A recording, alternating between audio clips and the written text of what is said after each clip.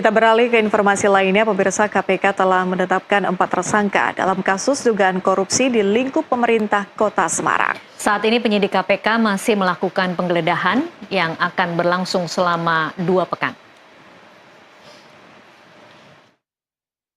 Penyidik KPK masih terus mengusut kasus dugaan korupsi di lingkungan pemerintah Kota Semarang, Jawa Tengah. 4 orang telah ditetapkan sebagai tersangka.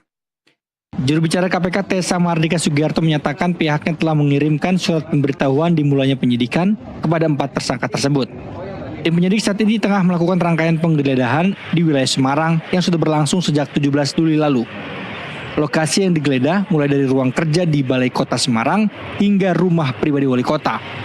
Proses penggeledahan masih berlanjut dan akan berlangsung selama 2 pekan. Pasti sudah. Berapa orang itu? Keberapa orang kemarin itu saya menginfokan 4 orang kalau nggak salah ya. 4 orang. Ya. Mas, Inisial yang mana? nama-nama dan inisial dari hasil penggeledahan itu.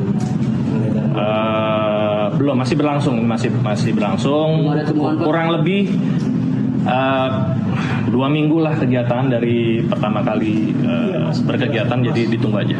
Penyidik merasa sampai dengan saat ini belum dapat untuk berbagi informasi tersebut karena prosesnya masih berlangsung. Minimal jumlah lokasi, tidak perlu tempatnya, biar kita nyari. Iya, termasuk jumlah lokasinya. Jadi hal tersebut sudah pernah saya tanyakan dan penyidik hanya mengupdate, terakhir kita pada saat doorstop yang lalu itu hanya mengupdate bahwa ada dokumen pengadaan ya, barang bukti elektronik, dari komputer dan sebagainya. Kalau berapa lokasinya itu belum dibuka sama penyidiknya, jadi kita tunggu aja sama-sama. KPK sedang mengusut 3 perkara korupsi di lingkup pemerintah Kota Semarang, yaitu pengadaan barang dan jasa, pemerasan, hingga dugaan penerimaan gratifikasi.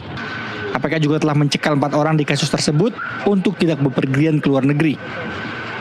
4 orang itu yakni 2 berasal dari penyelenggara negara dan 2 lainnya berasal dari swasta. Dari Jakarta dan Semarang, tim liputan NTV melaporkan.